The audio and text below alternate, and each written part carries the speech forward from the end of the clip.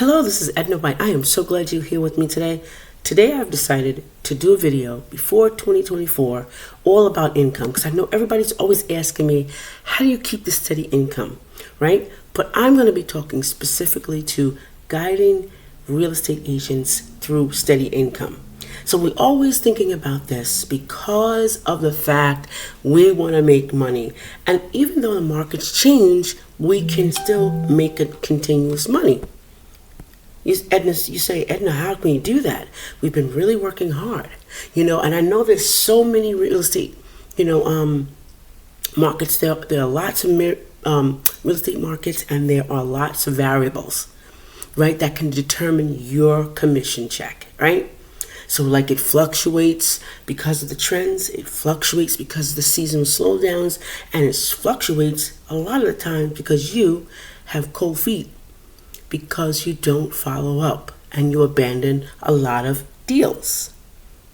But there's a way to combat the feast of famines, right? There's a way to get this job done as a realtor and build steady income year round. Now, why would you want to listen to me? Well, I am a 21-year real estate professional. I was 2 years into real estate as an agent, and I decided I was going to branch out and go and do it myself in 2002. So I've been a broker for over 20 years, and I've learned that to fluctuate with the trends and actually work with them to make income happen. On my own, just for myself, within an agency of 15 agents of my own and 2 offices, right? I made $10,000, and that's without any overhead. That's what I brought home per month for those years since 2002. Why do I say you can do it? You can do it if you even slow down. If the market even slows down. If you get cold feet, you can even do it. You can earn just as much as those high profile real estate agents, right? The ones that you see at RE/MAX making all this money. Everything they talk about is real estate, right? You can balance your life out. A well-written guide, right? Or well-written strategy can help you have steady income as a realtor. And you can stay protected against these crazy markets, inconsistencies. So you'll be able to fall back off-season and between sales, all while growing the skills and the brand for your brokerage. So what's the best ways to get steady income in real estate? The best way to get steady income as a realtor, apart from earning a passive income, is to look for ways to improve your sales and marketing skills. Being the #1 communicator for 2023 in communication services, I was recognized for the township of Brookhaven. I can tell you, increasing your communication and learning how to market your skills will help your sales and your profits. So if you think about this, 68% of the sellers choose their real estate agent based on previous transactions or referrals. So you'll need to get your name out there and harness the power of word of mouth marketing to see results. Word of mouth. Yeah, I said it. I know I said it. But word of mouth really gets you far. This is the type of business that referrals. When I first started, I made my 5 calls a week to someone I didn't know, and 5 calls and another 5 to people I did know, just to tell them or ask them about real estate. And that's what kept all of my listings coming in, whether it be a rental or a purchase, kept them coming in, or a consult, because I charge fee for service. You should too. So if you have to consult somebody and they don't list with you, there's a fee for that. Because you have expertise, because you get your ducks in a row, your BPOs together, you get paperwork together, you put it in a nice little package, that costs. Don't get cold feet, especially around fee for service. Many of us did. Many of us lost a lot of money doing that. So here's a couple of the ways that I created passive income streams. One thing I really did out of all that I did was invested in real estate in the back end through money market funds and CDs. I invested in real estate through that way. Then they have these things called REITs, which are amazing. They're the same things I just told you about, but they focus on mainly whether it be products of real estate like lumber, masonry, cement, steel. They focus the stocks or your purchase of your CD on those items. So I think those are some great ways to keep the income coming. And I did very well. I actually did very well with that. And that keeps the income coming that you don't even know about, right? That keeps that bank account stacking up and you don't even realize it's coming, right? So that's one way. Another way, if there's some inconsistencies in the market, you can do home repair or maintenance. Get a team together. Do that. You can just supervise that. It was simple as that. You can get together a team, orchestrate it, and pay them, but make sure you know what you're doing. You can do that because you know real estate. You know what it takes to repair a house. You can give a quote on a house and say, hey, it's going to need $70,000 to $100,000 worth of work. Boom, done. If you can do that, you can actually create a home repair and maintenance team. Another one is landscaping. You already know the people. Go to them and say, hey, I'm starting a landscaping company because I remember I sold your house about a year ago. Would you like to take part of my services? Hey, it opens up another area for you in real estate. Isn't that marvelous? Home staging is another one. If somebody wants to stage their home and make it look nice while they're doing the finishing touches, why can't you do it? Think about that. Or if you know someone, right? You know somebody that is into interior decorating. Hello, connect them, and then work with them to be a partner or a finder's fee for positions like that. Simple and easy. Real estate photography. Love it, love it, love it.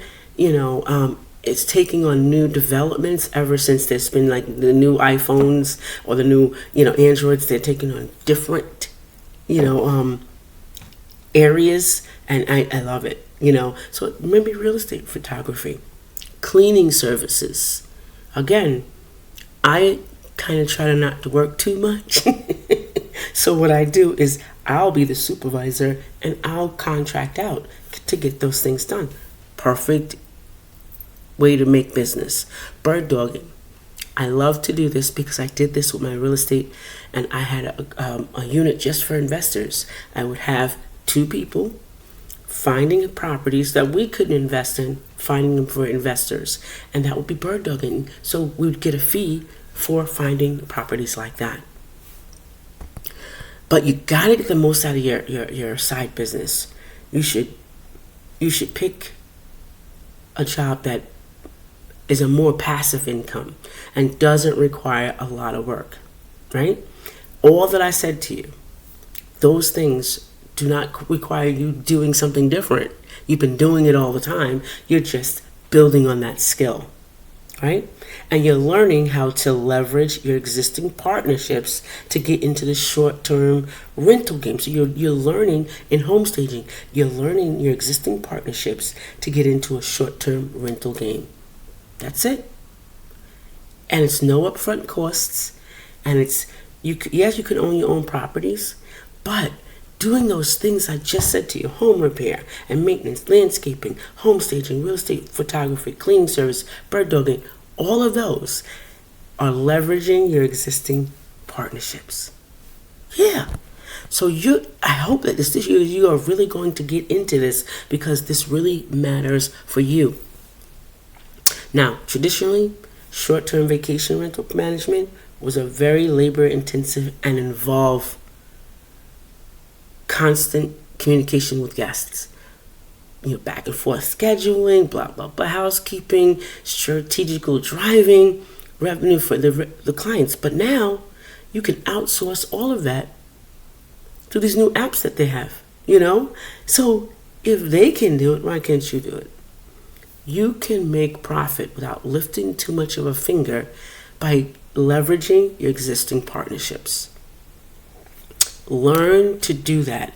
And I'm telling you, real estate agents and brokers, this market that just passed for us in New York, and maybe all over US, is showing us that we have to leverage the partnerships. I keep saying that.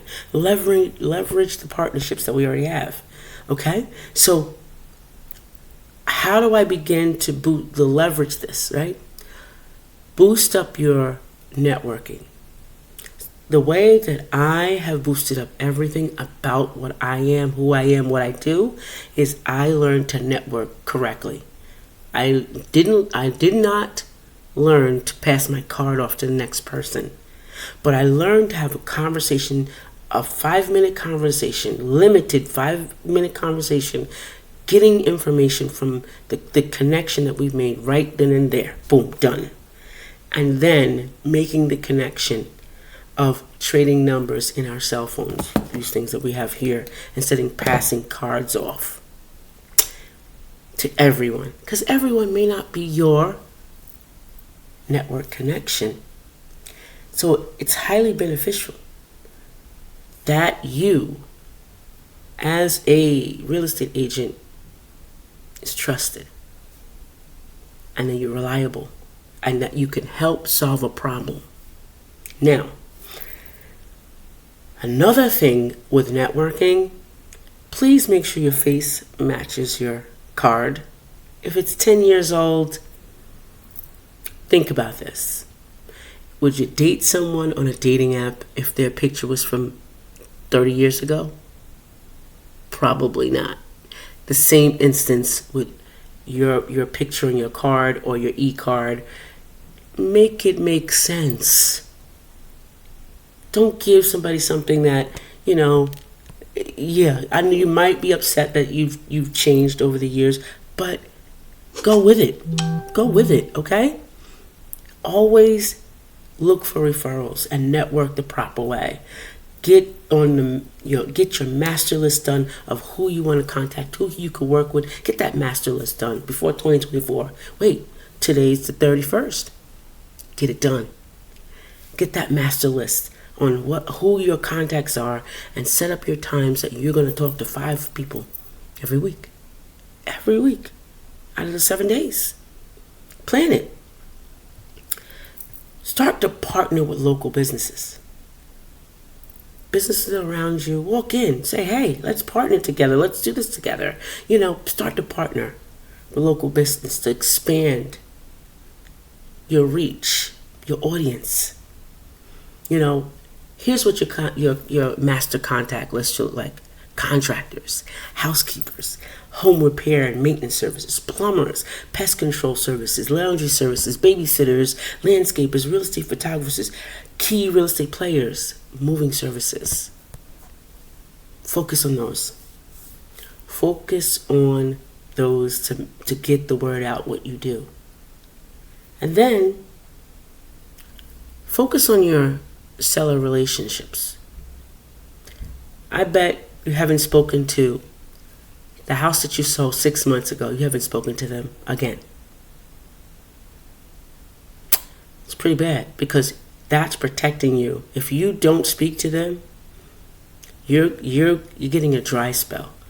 Speaking to them and keeping a relationship open, and that's planning a day that you talk to all of your past sellers to see how they're doing in the house, see what's going on.